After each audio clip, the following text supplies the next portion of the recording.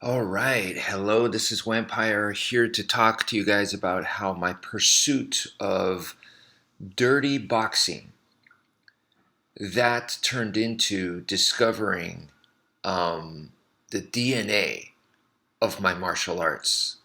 Uh, yeah, let me get into this real quick, okay?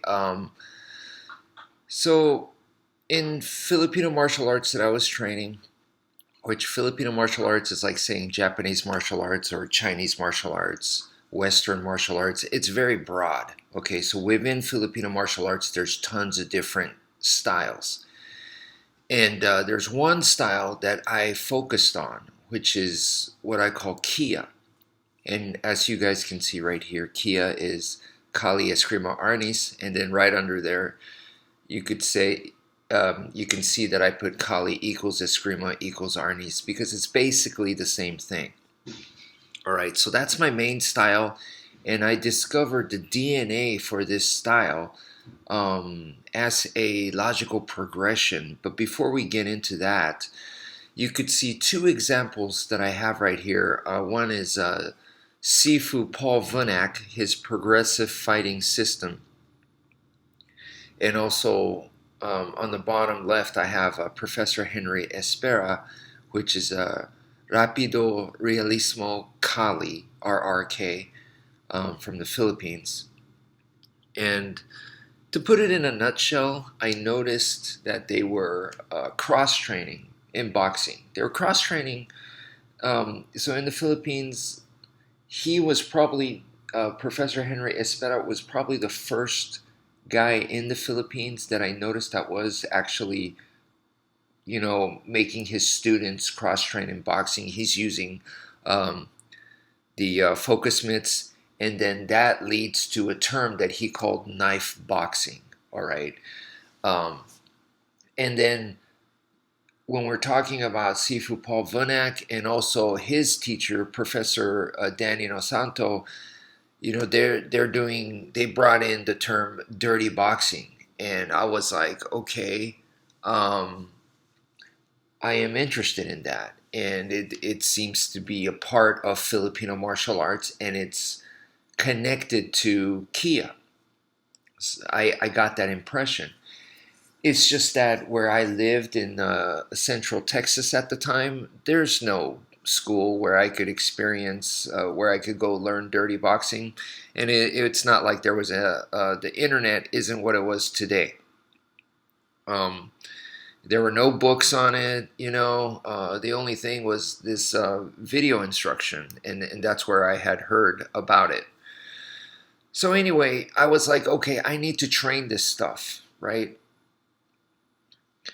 Because I saw other Filipino martial arts experts cross training in boxing. And yeah, they were calling it dirty boxing, or in Professor Henry Espera's case, knife boxing, which to me is the same. Um, it's the same thing as dirty boxing. What's dirty boxing? It's Filipino boxing. It's actually Filipino street boxing. Is my understanding. you know. So it's just boxing applied to the street. And in the street, there's no rules. So if you use a knife, hey man, that's still dirty boxing.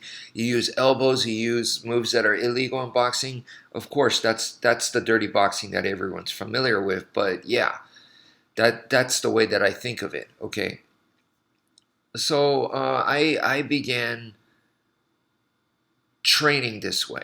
Okay, I cross trained in boxing a very little amount, but I also cross trained in Savat, Muay Thai kickboxing, and those have a little bit of boxing in there.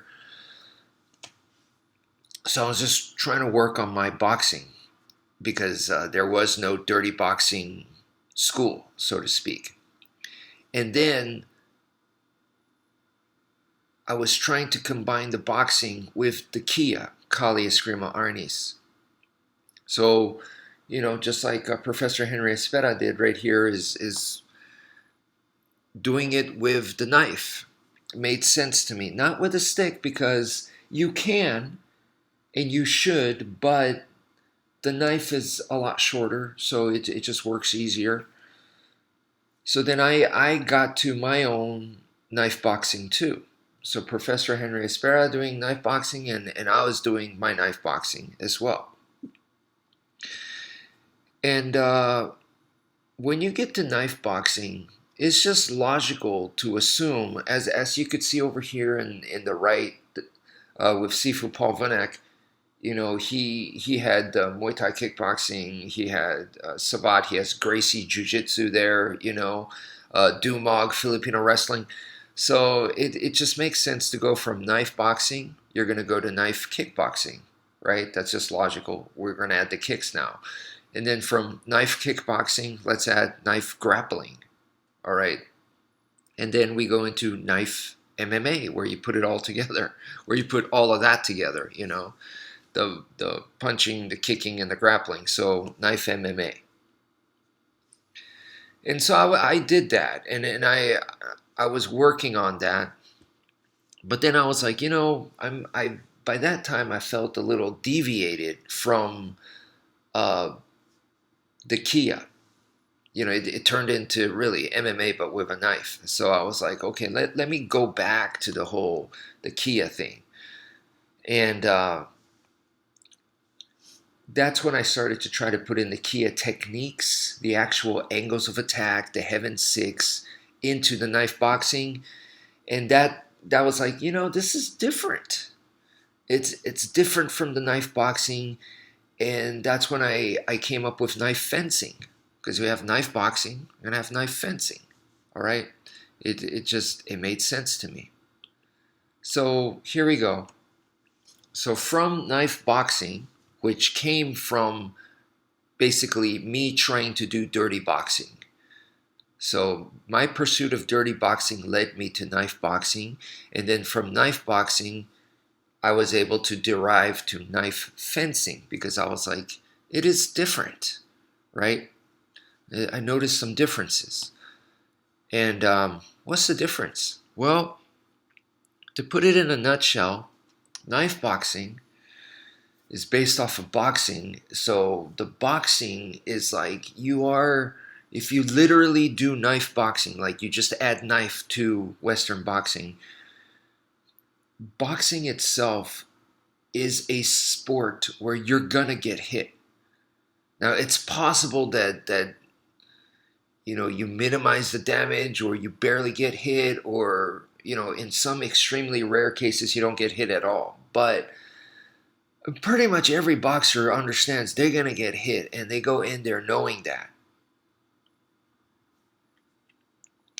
Knife fencing, if you've ever tried to spar this way and you are taking it serious, as in not you're taking the attack serious, but if you're imagining that it's a real knife and these injuries are real, even though you're using a training knife, which you'd be an idiot to use a real knife, but you're using a training knife and you're sparring against each other, full contact, then, like I said, if you imagine that the knife is truly, truly real, which is hard to do, because most people it's easier to just imagine, oh, you got me good, and they just keep going. And then that way you're really ignoring that, and you're just attacking each other like crazy, and you're trying to score one more than the other. It becomes more about points. But if you really, really take it seriously and imagine that it's a real knife, then, only then, will you do it very, very safe. And you're going to do it like it's a freaking game of tag. That's what it turns into. And that game of tag is like point fighting, what you see in some karate tournaments that are not full contact. It's semi-contact at most, but it's point fighting. And if you use excessive contact, you will be penalized for that. So, it is a game of tag.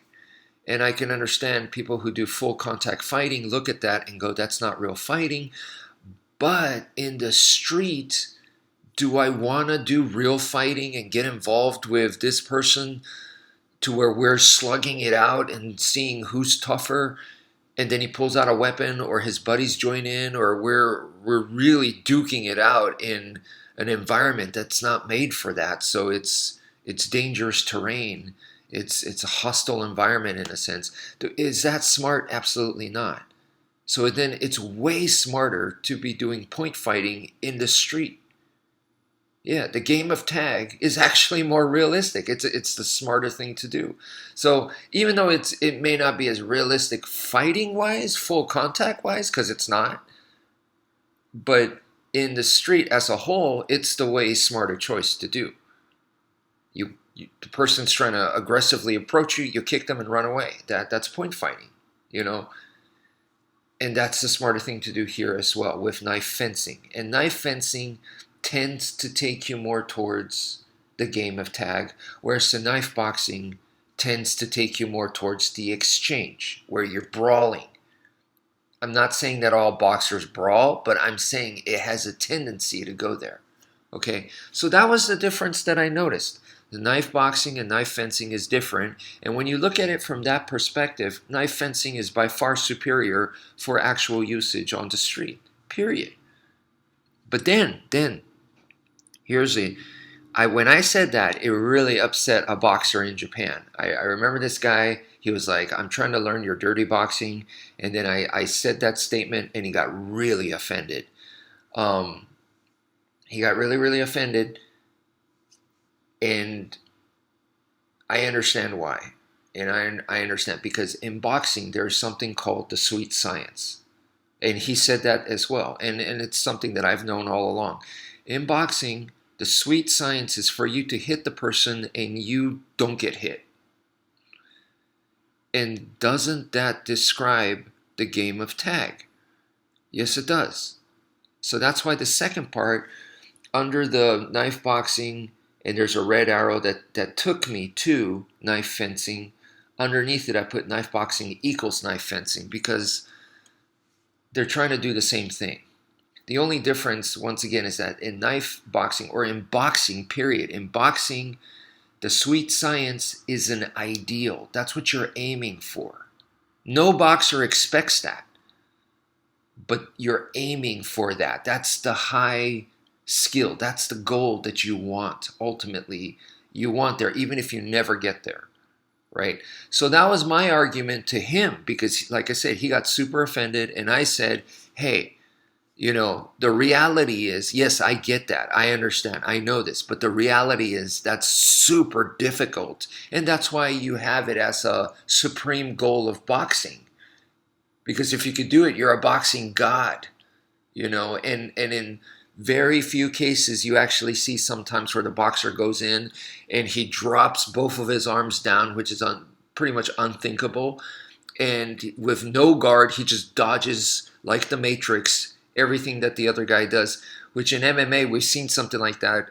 Anderson Silva would do stuff like that, which one time it did cost him. But anyway, it's just amazing. And that is like, God level skill in boxing. So make no mistake that even though, yes, the sweet science does exist, it's also at the same time, it's an ideal. And the problem with ideals is it's very hard to make realistic. So, but still, so it has the same goal. That's why I put knife boxing equals knife fencing. And then that took me to the next formula here that you're seeing, because I realized that ultimately they are trying to do the same thing. Knife boxing and fencing, knife fencing, or should I say boxing and fencing, are trying to do the same thing, which is to hit them and not get hit.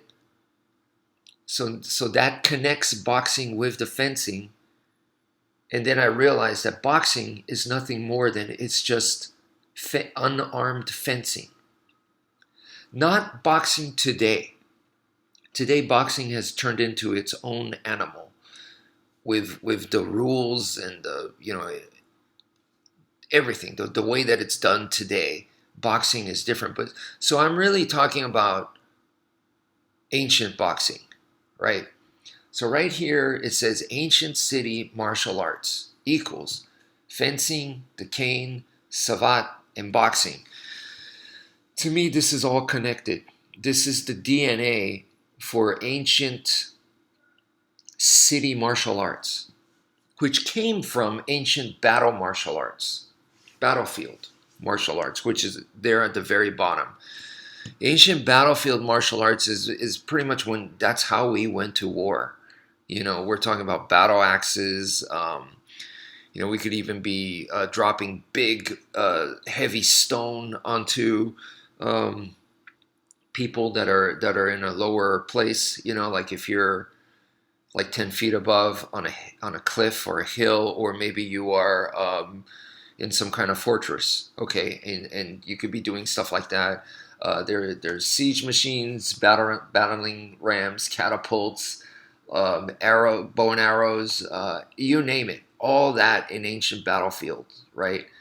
They're fighting with long swords. They're fighting with armor and shield. Okay, so that after all that kind of crazy battle, ancient weapons and doing crazy, crazy battle. And I just watched a video on YouTube about the Mongols, and it's horrific, man. We humans, we did this. It's so sad, but in a way, they're humans too. They had to do it. To be that successful, you have to.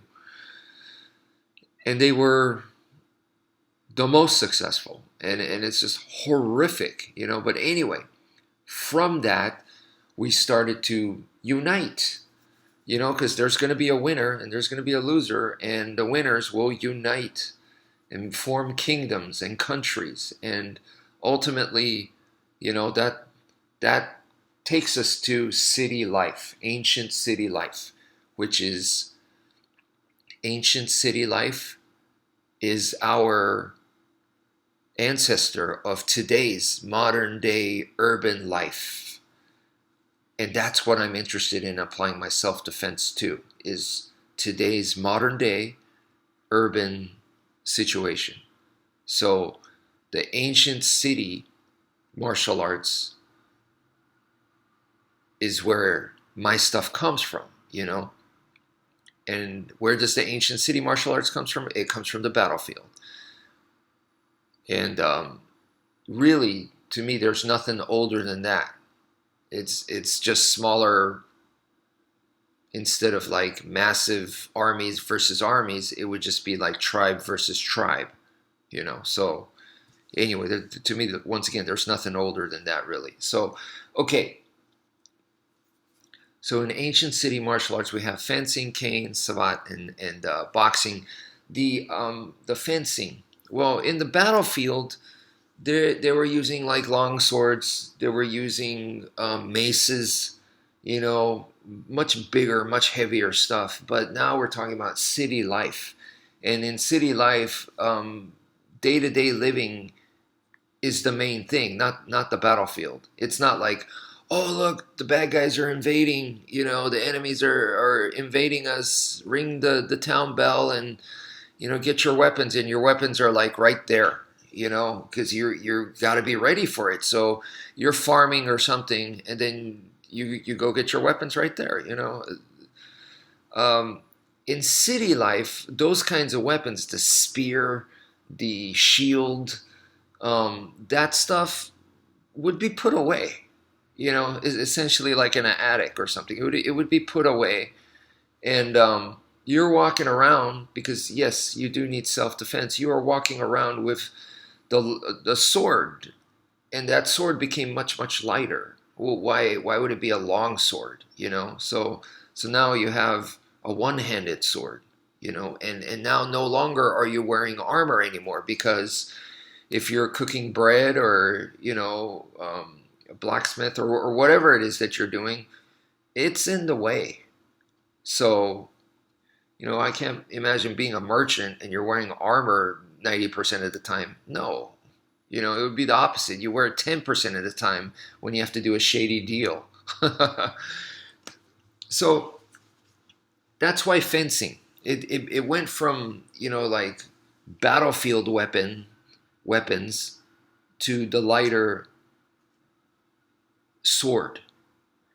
And the cane is really, it's the representation of the sword. So it's the stick, right?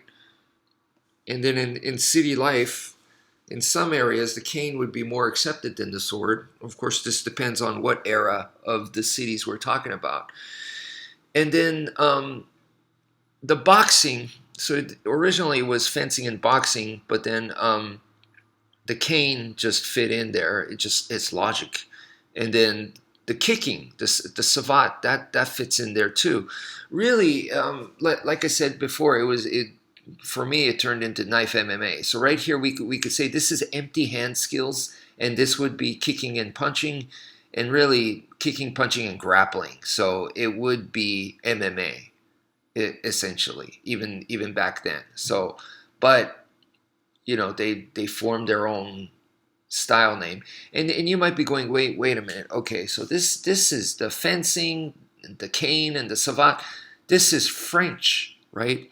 The Filipino martial arts has a strong influence from Spanish, from the conquistadors. Espada y daga. Well, espada y daga was practiced by the Spanish, the Italians, and also the French. So I think that would tell us, using that logic, is that the Spanish would have had something similar to this right here. And then so now I go to the Filipino version of this. So this is the DNA. This is what influenced Kia.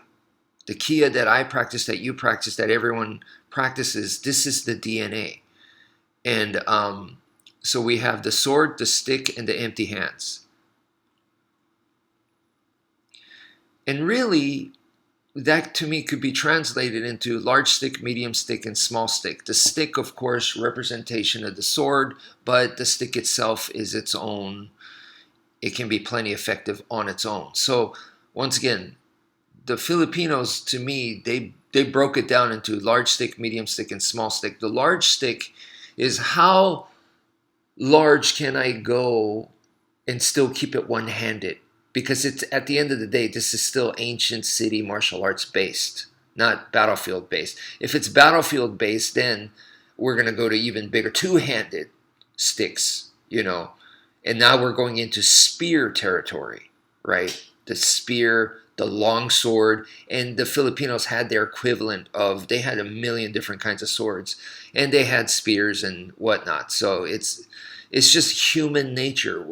We're gonna develop weapons like that, But anyway, the large stick, this doesn't mean like a huge baseball bat or something. No, what it means is, with one-handed weapon, how large can I go and it's still one-handed? That's what that is. Okay, so the Escrima, today the Escrima stick that you see, that's what that's based off of. Okay, and then we have the medium stick, the medium size, and this could be a very, very large knife, like a kukri or a Rambo knife, a survival knife kind of thing, a big one, not the Mara, but something along those lines. Then we have the small stick, which could represent a knife, the balisong, that kind of thing. Or even a EDC knife today. Modern day EDC knife it might be like 3 inches, the blade, so it's much smaller. So the small thick stick can also represent of course, the dulo the kubotan type of thing, which is, both of those are basically pocket sticks. And also, this is your link to empty hand. Okay, so this is the DNA of our training. So it links weapons with empty hand, which to me is extremely important, because when I see today's self-defense stuff, it's based off of like empty hand stuff, and then they're adding weapons to it or whatnot. Remember, this is Filipino martial arts. Always, at least the way that I learned it, taught the one system. So you're learning one thing, and I could change weapons just like I described to you. And really, I feel like the Filipinos evolved the ancient city martial arts formula that you're seeing, that DNA, and they, to me, took it to large stick, medium stick, small stick, because that covers essentially all everything that's covered in the ancient city martial arts, but it's like more simplified, more evolved in a sense. Large stick, medium stick, small stick represents all of those things. So yeah, for my today's city, urban, modern day urban living self defense, in a nutshell, it would be large stick, medium stick, small stick. That's what I would teach. That's what I recommend. But to understand that, you want to you kind of want to understand this whole video that I'm explaining. So anyway, I hope that makes sense. Thank you for listening in on this journey. I'm describing this whole like mental evolution that took place for me. That has taken like 30 plus years. But anyway, thank you for checking it out. That's it for now. Happy holidays and take care, folks.